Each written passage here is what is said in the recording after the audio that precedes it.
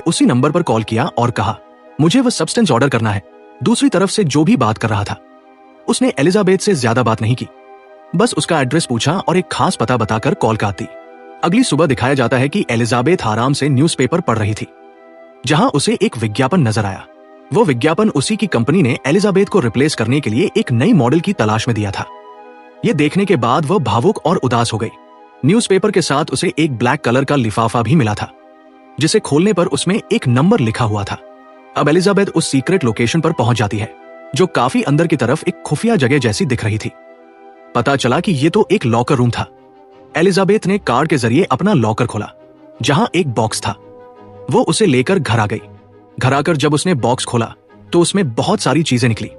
सबसे पहले एक सीरम के साथ इंजेक्शन था, जिसे सिर्फ एक बार इस्तेमाल करना था। साथ में एक स्टेबलाइजर किट भी थी, जिसके जरिए हर रोज जवान बॉडी को स्थिर रखना था। यह बात उसे पहले ही पता चल चुकी थी कि स्टेबलाइजर का फ्लूइड एलिजाबेथ की रीढ़ की हड्डी से निकलेगा। शरीर बदलने के लिए एक खास किट और दोनों बॉडीज के लिए खाना भी दिया गया था।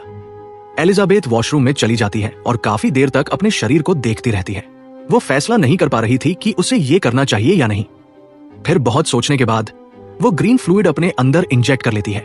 इंजेक्शन लगाने के कुछ देर तक तो कुछ नहीं हुआ, लेकिन फिर उसे बहुत भयानक दर्द होने लगा। दर्द इतना था कि उसकी आंखें फटने लगी और उसकी पुतलियां 1 से 2 डबल हो गई। अगले ही पल उसकी पीठ का शरीर फटने लगा और उसके अंदर से एक नई जवान लड़की निकलकर बाहर आ गई। ये एलिजाबेथ का नया वेरिएंट था। इस जवान शरीर ने अपने आप को शीशे में देखा और उसे यकीन ही नहीं हो रहा था कि ये काम कर गया। वह इतनी खूबसूरत हो गई थी जितना उसने सपने में भी नहीं सोचा था। काफी देर अपनी खूबसूरती निहारने के बाद उसने अपनी पुरानी बूढ़ी बॉडी की पीठ पर टांके लगा दिए, जहां से वो बाहर निकली थी।